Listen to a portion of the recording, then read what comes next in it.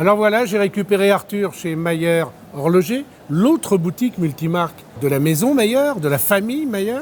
Et puis là, on arrive chez Mayer Vintage, mais une boutique flambant neuve, beaucoup plus grande que la précédente. On a déménagé au mois de juin pour une boutique 3 fois plus grande. Donc beaucoup plus de marques. Plus de marques, plus d'espace pour les marques pour s'exprimer. J'ai déjà repéré que tu avais Seiko alors qu'avant ça n'y était pas. Tu vois que j'ai l'œil. Et puis plus le vintage, plus les montres d'occasion, les montres de collection que les gens viennent chercher ici. Dans ce magasin, on a toujours cette activité-là de montres de collection, montres d'occasion qui est très importante avec une sélection qui change régulièrement et également des montres neuves, classiques.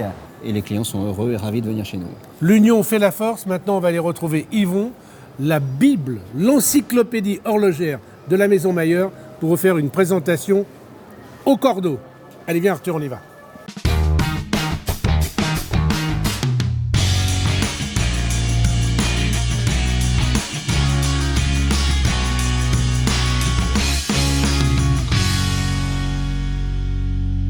Bon, je ne vais pas vous présenter Yvon, on en a déjà parlé avec Arthur en entrant tout à l'heure. Yvon qui est quand même le spécialiste de l'horlogerie et de la haute horlogerie. C'est ce qu'on dit.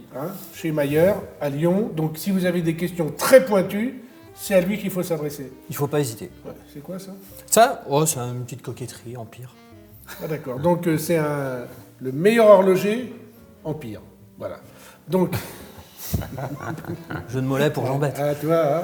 Bon, je te l'avais dit, je t'en ferai une petite. C'est pas grave, c'est placé. Mais je sais qu'on a réservé quelques-unes pour l'émission. On va voir. Donc, on est sur l'émission Mayer Vintage.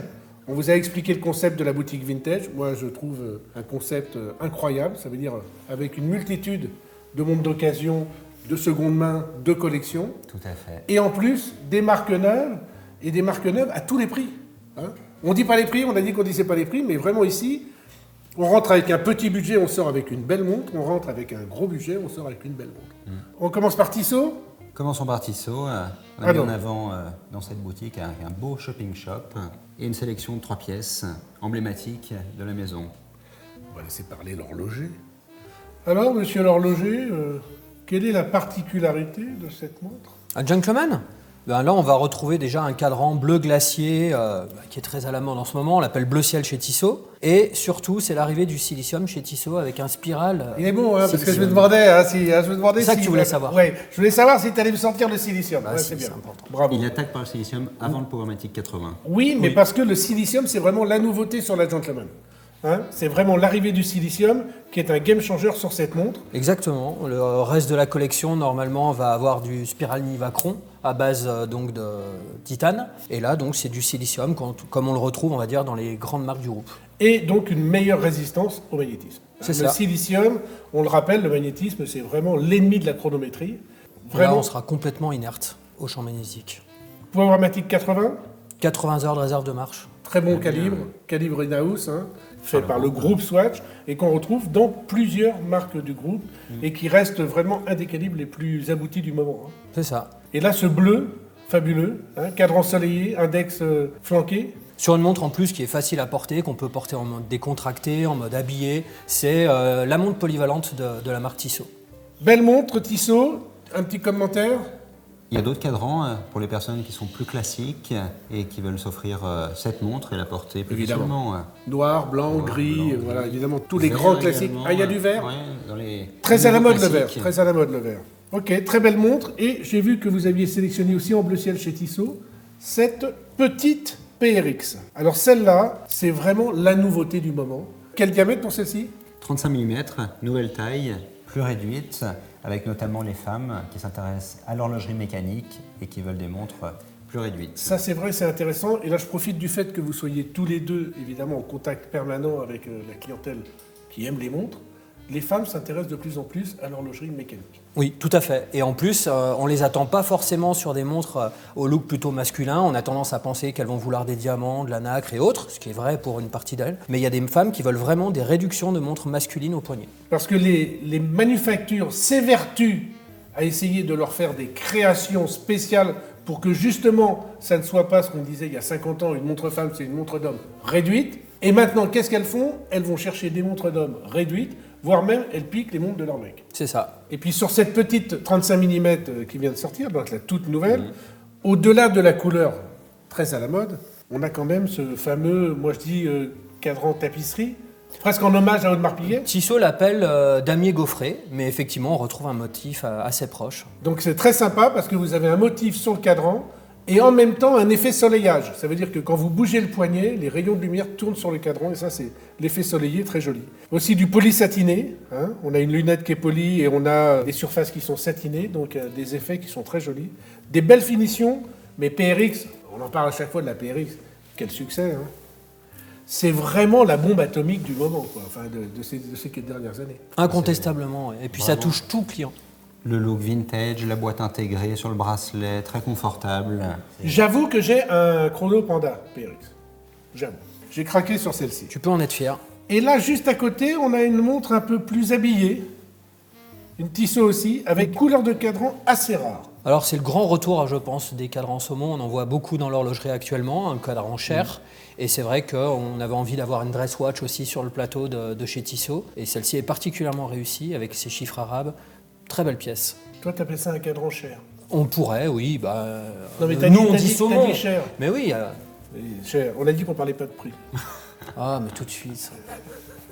Rien n'est cher. Rien n'est cher. Toute la valeur perçue du produit. Ce que j'aime tout particulièrement sur celle-ci, c'est le logo historique Tissot. C'est ça aussi. Qui rappelle un petit peu du vintage. On est vraiment dans la tradition. Hein. Qu'est-ce que tu penses de ce modèle? Chronomètre, la combinaison des couleurs avec ce bracelet en cuir, cadran saumon, le taupe qui est repris dans le rayon, très, très agréable. Masse oscillante dorée, très jolie. Le fond saphir. Et tu as dit un mot magique, mais tu t'es pas arrêté dessus parce que tu as trop l'habitude de le dire. Chronomètre. Elle est donc certifiée chronomètre. Certifiée chronomètre par le COSC ou Par le COSC. Par le COSC. Par le COSC. Donc ça veut dire moins 4 plus 6 de mémoire. Moins 4 plus 6 secondes par jour. Donc certification chronomètre. Ne confondez pas chronographe et chronomètre. Hein. Arthur, il a tout à fait compris. On en a parlé dans notre émission. Maintenant, il dit un chrono. Comme ça, il est sûr de ne plus tromper. Hein. Le chronomètre, c'est la montre qui donne l'heure. C'est une mesure du temps. Le chronographe, ce sont des mesures d'instant, hein, de début jusqu'à la fin. On chronomètre un instant. Okay, des temps courts, des temps longs. Et c'est la différence entre chronomètre et chronographe. T'as le moyen mnémotechnique pour ça? Chrono, vas-y. Le premier chronographe, oui. Il inscrivait sur une feuille de papier la mesure de temps. Donc graphe comme écrire. Exact. C'est un moyen mnémotechnique comme un autre. Tout à fait. Quelle marque? C'est Riosec. Oui, c'est Riosec. Il est incollable, hein? Nicolas Riosec. En effet.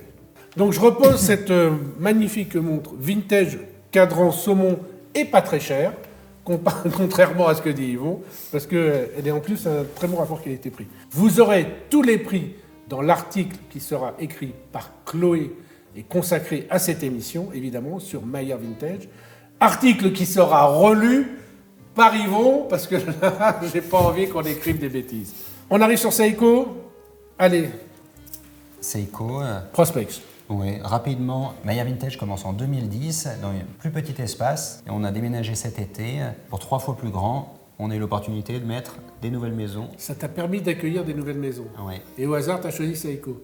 Tu n'as pas choisi la plus mauvaise quand même. Hein. Et on n'a pas choisi par hasard. Parce que j'ai tourné une émission avec la directrice générale de Seiko, parce que j'ai voulu faire un décryptage sur Seiko. Je trouvais, et tiens, ça m'intéresse d'avoir ton avis, je trouvais que les 3, 4, 5 dernières années, Seiko était non seulement monté en gamme, mais en plus était revenu à l'avant de l'actualité horlogère et que les collectionneurs s'emparaient encore plus de Seiko maintenant qu'avant.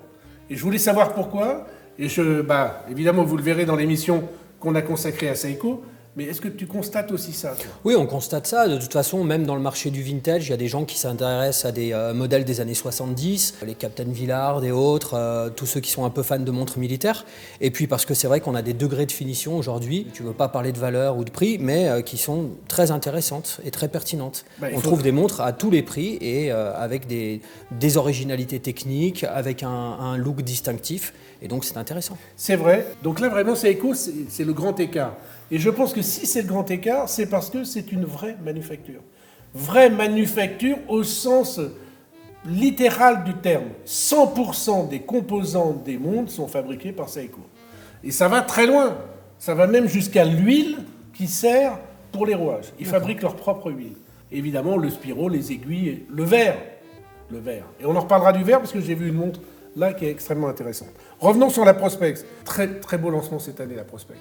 C'est une très belle pièce iconique, une réédition d'une pièce de 1968.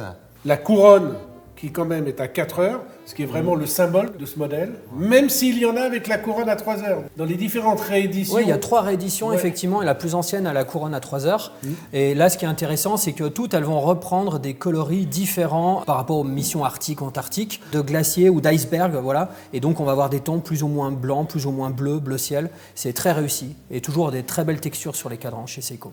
Ouais, très très joli travail. Quelle que soit la gamme, hein. Que ça soit Seiko, Grand Seiko, King Seiko, tout le travail des cadrans, même les cadrans qui sont laqués par les artisans japonais selon les méthodes ancestrales et tout. Il y a sur le cadran qui représente les bouleaux au printemps ou l'hiver. Enfin, il y a des choses absolument incroyables. C'est très poétique en plus. Un truc que j'aime faire, je ne sais pas si tu le fais ou si toi tu le fais, j'aime toujours manipuler la lunette tournante parce que souvent, si elle gratte ou si elle fait un mauvais bruit, ça démontre de la qualité de fabrication d'une montre. Oui, je suis d'accord avec toi. C'est des notions de préhension, de toucher qui sont indispensables. Et pareil là, sur les couronnes. Hein. Ouais. Et pareil sur les couronnes. Et même pareil quand tu remontes le calibre. Hein, quand tu remontes un calibre, alors déjà, conseil de l'horloger, ne remontez jamais votre montre lorsque vous la portez au poignet. Ok ?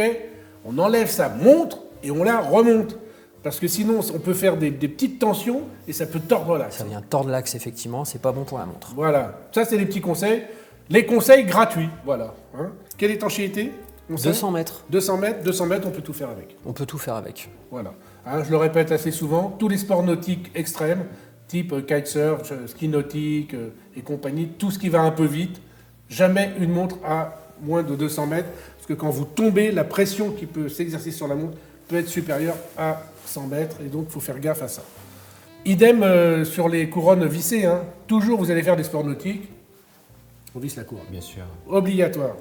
Et ne mettez pas, alors ça, là je le dis à l'horloger aussi, quand vous avez de la buée dans une montre, c'est pas la peine de la mettre dans le riz. Vous oubliez ça tout de suite. Quand il y a de la buée sur une montre, n'ouvrez pas la couronne, surtout pas. Vissez-la si elle n'est pas vissée. C'est l'échange de l'air et de l'eau qui donne la corrosion. Donc dès que vous avez ça sur une montre, direction, l'horloger direct, révision. On est d'accord ? On est d'accord. Et là, quand même, une icône de la collection, ça veut dire que Seiko, ça fait pas longtemps que c'est chez toi, mais tu sais déjà quels sont les beaux modèles. Hein. On essaye de suivre le marché, mais on ne pouvait pas parler de cette maison sans parler de l'Astron, une montre solaire et GPS à régler très facilement. Attends. Elle se règle comment ? On appuie sur un bouton, elle se met en lien avec le système GPS, donc 3 satellites, et elle vient nous donner l'heure atomique. Plus une réserve de marche, plus en plus une fonction veille, c'est-à-dire comme on la charge solairement, quand on arrête de la porter, qu'on la met dans un tiroir, elle se met en veille, elle économise de l'énergie pour se resynchroniser quand tu en as besoin. C'est la montre GMT par excellence, entre guillemets GMT, parce qu'elle ne donne pas 2 heures différentes, mais elle se met à l'heure automatiquement. Exactement. Dès qu'on atterrit quelque part, partout, dès qu'on est en contact avec un satellite. Et alors sur cette montre-là, j'ai appris très récemment qu'il y avait une chose exceptionnelle, parce que la manufacture Seiko fait ses verres. Et vraiment est très pointue sur les verres, parce que je crois qu'elle fait même des verres optiques pour les objectifs photo. Je crois, j'ai souvenir. Si jamais je m'agourais, mettez les commentaires, comme d'habitude. Hein. Vous aimez bien, de toute façon, quand je me gourre, mettre des commentaires.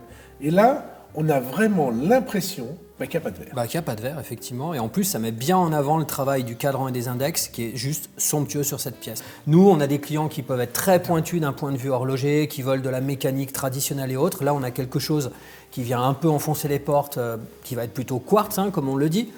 Et c'est splendide, en fait. Il n'y a personne qui peut rester insensible face à ces finitions. C'est anglais, c'est brossé, c'est poli. Et puis, les index te sautent à la figure, parce que le verre, il y a un traitement anti-reflet tellement exceptionnel qu'on a l'impression qu'il n'y a pas de verre. C'est ça. Non, mais il n'y a pas de verre, il y a du bleu. Oh là là. Ça y est. Et ça y est. Et ben voilà. Et Franck Sensé 2 le retour. C'est ça. Tu vas remplacer Franck, Arthur. Voilà. Bon, je me casse. C'est bon.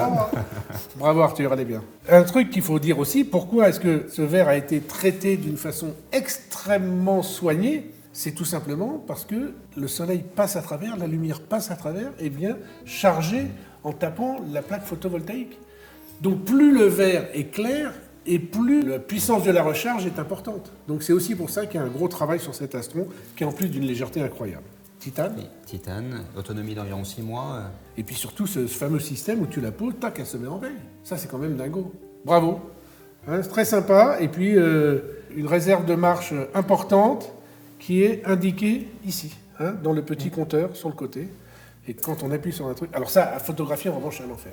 Alors là, je vous le dis. Parce que nous, de temps en temps, pour photographier les montres, on enlève les verres. Donc là, on est content. Puisqu'il n'y a pas de verre, c'est super à photographier. Sauf que comme elle se met à l'heure automatiquement, quand tu veux la mettre à 10h10... Impossible. T'es emmerdé comme pas possible. Tu la prends en photo à 10h10. Oui, c'est ça. Donc, bon, convocation, les mecs, demain, photo à 10h10, on fait l'Astron. C'est un peu de ça. Donc, c'est assez marrant. Et quelle nouvelle maison tu as rentré chez Mayer, d'ailleurs? Alors, chez Mayer, on a rentré donc Seiko, on a rentré Lip, Mido également. On a remis en avant Vulcain, en plus de la grosse dizaine de marques présentes ici. Et Vulcain, c'est sympa parce que c'est la montre cricket. C'est la montre réveil. On la fera Vulcain une fois. On la fera. Hein, quand je passerai ici, par hasard, tiens, toc, on sera Vulcain. C'est la montre des présidents des États-Unis aussi. Chaque nouveau président des États-Unis, Vulcain lui offre une montre cricket. Donc c'est amusant. Tu savais? Il n'y a que Trump qui n'en a pas eu. T'es sûr? Oui. T'es sûr de toi? Oui. C'était pas Ça politiquement m'ennuie correct. parce que j'apprends des trucs à chaque fois. T'es agaçant. En pire. Oui, c'est ça. Non, c'est super. J'adore ce mec parce que c'est vrai qu'à chaque fois qu'on discute ensemble, il m'apprend des trucs. Arthur aussi, d'ailleurs. Hein, d'ailleurs, il est passionné, passionnant. D'ailleurs, on en parlera tout à l'heure, mais tu m'as appris que ça venait de sortir. Et c'est une exclusivité pour cette émission parce que cette montre-là, personne ne l'a vue. Première fois. Et moi aussi, j'ai une exclu. Tu vois? Tu veux nous montrer? Ah, peut-être, on verra. Et là, évidemment, la World Timer de Frédéric Constant. Nouveauté de l'année. Un cadran très, très réussi avec un globe gravé. Et là, je te laisse parler sur cette montre. C'est toi qui as la main. Heure du monde, donc c'est une très très belle pièce. 35 heures de réserve de marche. On considère qu'on la garde toujours au poignet de toute façon pour voyager. C'est étanche. Et c'est vrai qu'il y a un très beau détail sur le cadran. Effectivement, ce cadran brun avec la section sur les heures de jour et les heures de nuit. C'est splendide. Franchement, c'est une très très belle pièce. Et en plus, il y a un truc qui est très sympa, c'est le compteur de date décentré à 6 heures qui vient casser le rond et reprolonger le rond pour faire une sorte de 8 un peu. Ouais, ça fait un artistique. relief en fait. Hein, c'est ce qu'on retrouve souvent, les différences de guillochage dans un cadran. Ça apporte du relief, ça permet de mieux lire les informations. Et là, c'est l'illustration parfaite de ce concept. Ce qui est beau, c'est cette forme de boîtier aussi. Ouais, la boîte est très belle.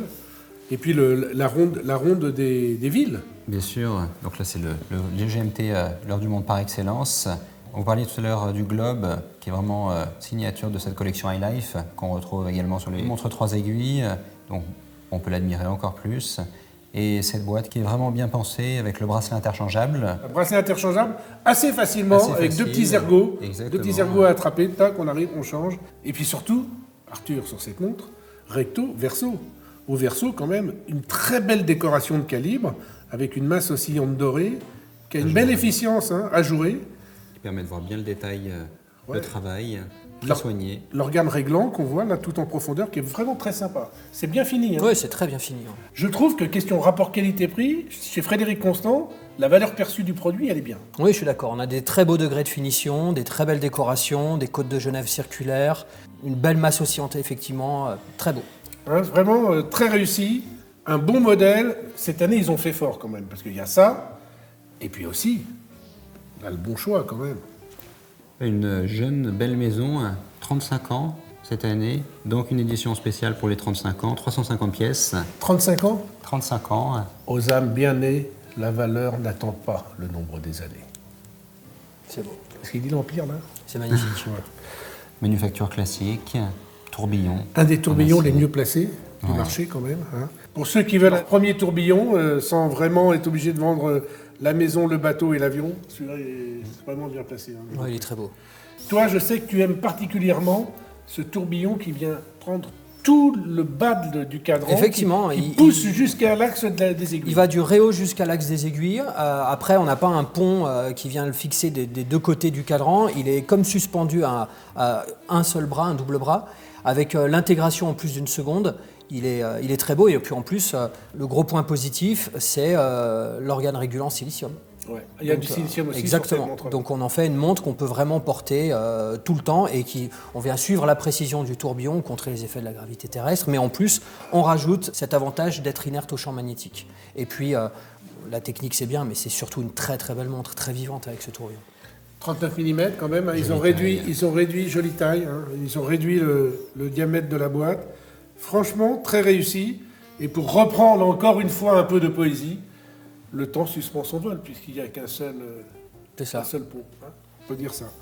Très belle maison, très beau tourbillon. Et surtout sur cette montre, il y a quand même des variations de cadran et des variations de matière de boîtier, puisqu'il y a de l'or, il y a du platine, on a des cadrans qui sont bleus, gris, noirs, et une version top limitée. Ah oui. En platine, avec le cadran météorite. Sublime. Combien Incroyable. d'exemplaires ? 35 pièces. 35 exemplaires, cadran météorite, vraiment sublimissime.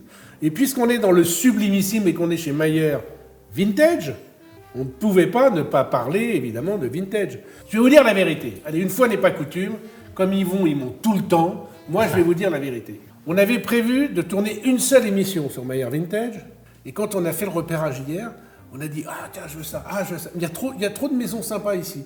Donc on s'est retrouvé avec beaucoup de montres, et on a décidé de faire 2 épisodes. Donc on va 2 épisodes rapprochés. Donc si vous avez vu le 1, qui est celui-là, dans quelques jours, vous avez le 2, et si vous êtes en train de regarder le 2, eh ben, ça veut dire que maintenant, il faut aller voir celui-là, c'est le 1. Voilà, hein, comme ça, c'est fait. Et donc, on a dit, on allait mettre des montres vintage, parce qu'on avait du vintage, à la fin de chaque émission. Au début de l'autre, et à la fin de celle-ci. Alors, on y va, on commence. Alors là, évidemment, on a les boîtes. Audemars Piguet, Patek Philippe. Audemars Piguet, Patek Philippe, hein, la messe est dite. Allez, Royal Oak, au hasard. Royal Oak ? Vas-y. Alors là, on a un splendide modèle Jumbo. Donc la fameuse une des montres Royal les plus Oak. recherchées du moment. C'est ça, exactement. Donc 1972, on connaît tous l'histoire de Gerald Genta, du design de cette montre. Âme bracelet complètement intégré, un cadran gant de tapisserie, et puis un look qui est incontestablement magnifique. On estimait à 80% du prix de la montre sur le travail de polissage, anglage, brossage, tous les éléments. En fait, c'est la première montre qui a eu des finitions en horlogerie, tout en acier. Chaque fois que je parle avec toi, tu m'apprends des trucs. C'est génial. Gerald Genta, quand même, qui l'a dessiné en une nuit, selon la légende. C'est ça. Juste avant, à l'époque, c'était le salon de Bâle, hein, c'était la foire de Bâle, pour Audemars Piguet, qui voulait la présenter au marché italien. Et c'est une montre qui, d'ailleurs, le marché l'a un peu boudée au départ. C'est une montre qui n'a pas vraiment marché, parce qu'elle était très chère. Et c'était la première fois qu'on mettait de l'acier dans l'univers des montres de luxe. Donc les gens l'ont boudé un peu en disant « Ouais, non, une montre en acier, excuse-moi, à ce prix-là, on n'en veut pas ». Et puis Agnelli, le patron de Fiat et de Ferrari, l'a porté au poignet et il portait toujours ses montres sur la chemise ou sur la veste. Et là, c'est parti. Ça a fait le buzz et c'est devenu une des montres les plus recherchées du monde. La lunette octogonale, qui est censée représenter, selon la légende, le sabord d'un bateau qui se serait appelé le Royal Oak. Voilà. C'est ça. Il y a plein d'histoires. Il y a plein d'histoires. Le roi qui se planque dans le chêne, il y a plein de choses. Le roi qui se planque dans le chêne. Oui, parce que le bateau, lui, à l'origine, il rend hommage au roi d'Angleterre qui s'est sauvé la vie en se cachant dans un chêne. Le roi. Oui. King Arthur. King Arthur. King Arthur, ah d'accord. Je ne savais pas que tu te cachais dans les chaînes. En tout cas, tu ne te caches pas sur ma chaîne. Celle-là, on la garde. Ah, elle est bien. Elle est bien celle-là, hein, on la garde. Très belle. Évidemment, derrière, sublime masse oscillante. Je sais que toi, tu préfères celle qui est très comme de la dentelle. J'adore la version ultra squelettée parce que pour moi, elle représente bien le savoir-faire qui était celui d'Audemars Piguet. C'était le squelettage à l'ancienne et gravure à la main. Et je trouvais que cette masse, elle avait une belle personnalité, même si effectivement, je pense que tu as raison, elle était moins efficiente que celle-ci, qui leste plus et qui va permettre de mieux faire fonctionner l'objet. On ne peut pas ne pas parler de la Royal Oak Squelette alors, parce qu'elle est magnifique. C'est une splendeur, effectivement. Splendeur. Surtout que maintenant, elle a double balancier. Oui. Hein, double balancier, magnifique. T'en as souvent des Audemars Piguet qui rentrent ici? Oui, elles rentrent, elles sortent. Hein. Elles rentrent, elles sortent. D'ailleurs, on avait prévu de faire une émission avec une autre pièce, mais elle a été vendue entre-temps. Ah ouais, d'accord. Comme quoi, il y a de fortes chances que quand cette émission va passer, celle-ci ne soit plus là, mais il y a de fortes chances qu'une autre soit rentrée, parce que ici, évidemment, ça rentre et ça sort très très vite. Et maintenant, on va passer à Patek Philippe. Autre manufacture de relon, s'il en est, avec une magnifique, ah bah oui, au hasard. Hein. Emblématique.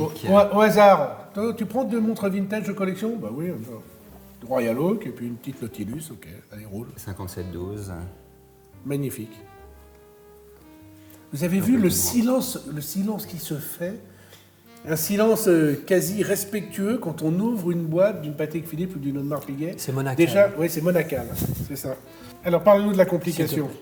Sur le 5712, donc on a la réserve de marche apparente, la petite seconde décentrée et surtout la date avec un guichet et la phase de lune. Donc c'est une montre très complète.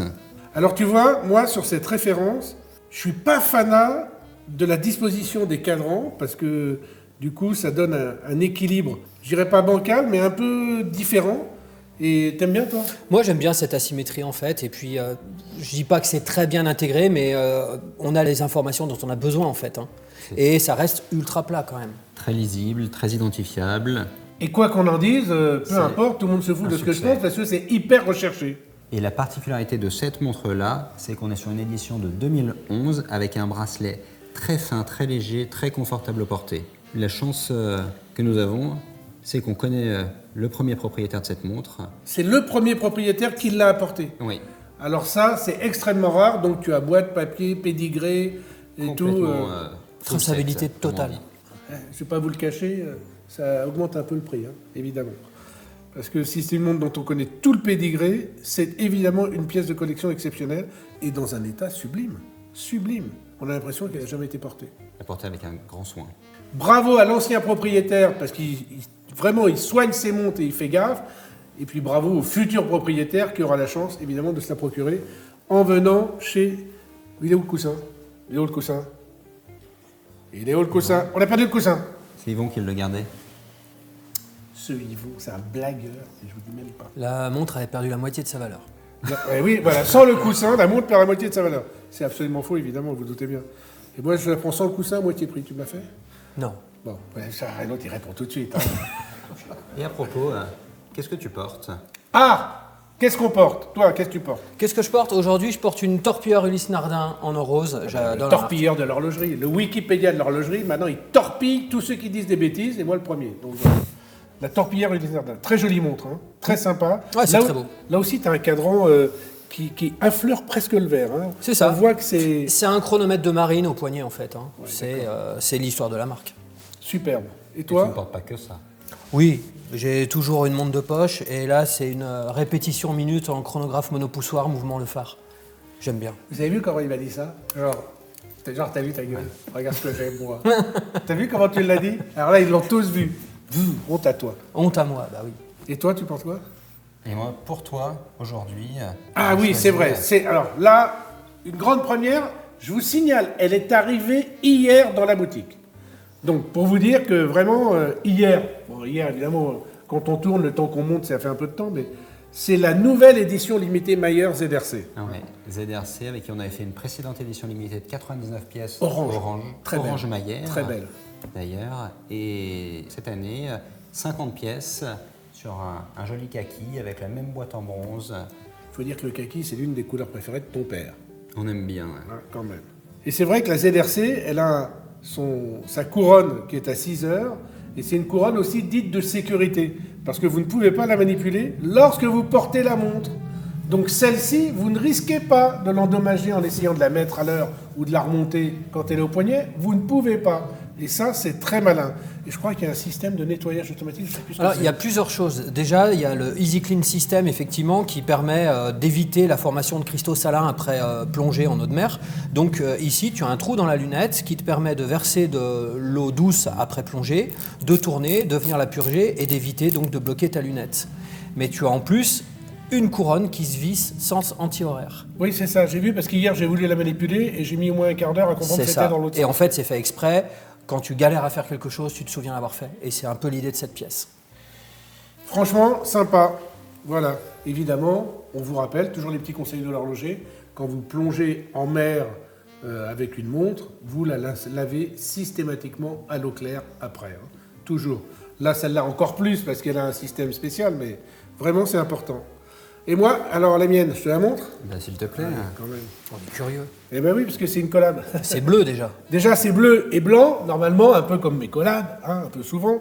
Et là, j'ai décidé de faire une collab avec Vigilo, parce que ce sont deux mecs sympas, deux Suisses, des banquiers. on fait une marque de montre. Donc, je leur ai dit, bah, vous n'en avez pas marre de faire les poches de vos clients, maintenant vous voulez faire les poignets. Alors évidemment, ça les a fait rigoler.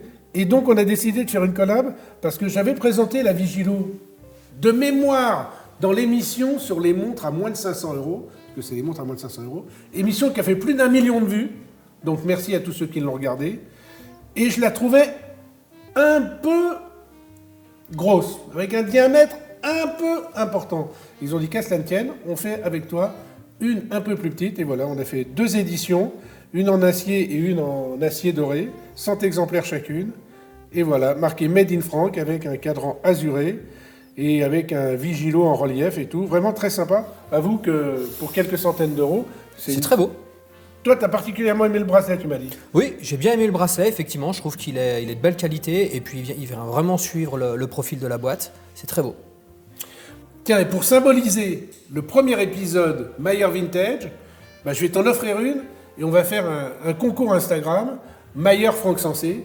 Et voilà, tu auras donc quelqu'un de ta communauté et de la mienne qui gagnera cette montre. Voilà. On sera ravis de l'offrir. Donc, il y aura les règles du concours dans l'émission. En description, on va le mettre le règle du concours dans l'émission. Voilà. Comment se faire déposséder d'une montre avec une idée un peu sympa, et ben voilà, c'est fait. Mais c'était tellement sympa de faire ce premier épisode, vivement le deuxième. Alors pour ceux qui ne regardent pas les épisodes dès qu'ils sortent, vous pouvez regarder le deuxième dans la foulée. Et on va attaquer par une Rolex. Laquelle? Une montre d'occasion iconique, la Cosmographe Daytona. Cosmographe Daytona, évidemment une montre que j'adore particulièrement puisque j'en ai une. Et t'en as une toi? Non, j'en ai pas. Ah bah t'as une montre de poche, c'est bien. C'est ça. Mais t'as pas de Daytona. Non. Eh ben on va finir le premier épisode sur ça et on va vous dire à tout à l'heure. À tout à l'heure. Et on change. À tout de suite. À tout de suite.